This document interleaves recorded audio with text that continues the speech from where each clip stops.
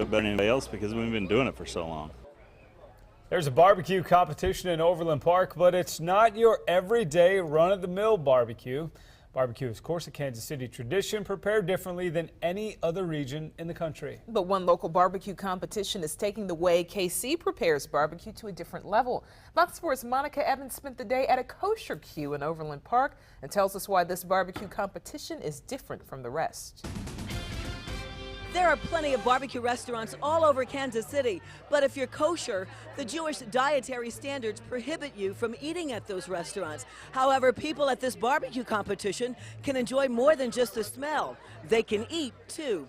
While the aroma smells the same and the way the meat looks appears to be the same, this barbecue competition is all kosher. Kosher is the rules of eating according to the Torah, according to the Bible. So all the meat is slaughtered according to Jewish tradition, and you won't find pork ribs on any of the smokers either. However, there was plenty of spicy trash talk between these guys from Chicago and these Kansas Citians. They may know pizza, but they don't know barbecue. David Wiseman and Michael Dollywall say they've spent the past 4 months learning how to smoke meat, and they believe this apricot glaze and other tidbits will set them above the rest. We were warned that if we come to this contest, we have to know what we're doing. Kansas City and Lawrence Langley says using real wood instead of charcoal gives his barbecue an added flavor you can't beat.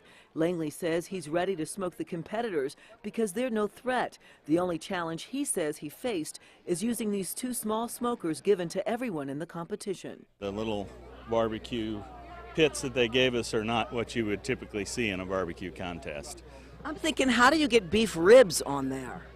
It was a challenge. The grills posed a problem for the Chicago team, too. The brisket was a challenge. We didn't think it was going to fit. We were worried we were going to have to cut it in half. Aside from the saucy talk, the competitors say this kosher barbecue was a lot of fun, and it was great eating the barbecue instead of smelling it all over the city.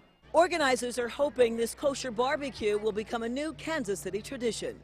Monica Evans, Fox 4 News, working for you in Overland Park. Hey, as long as it tastes good, it might. Okay, so despite those guys from Chicago perfecting that skill, a local team won from Olathe. It's called Smoked to Perfection. Yeah, and they had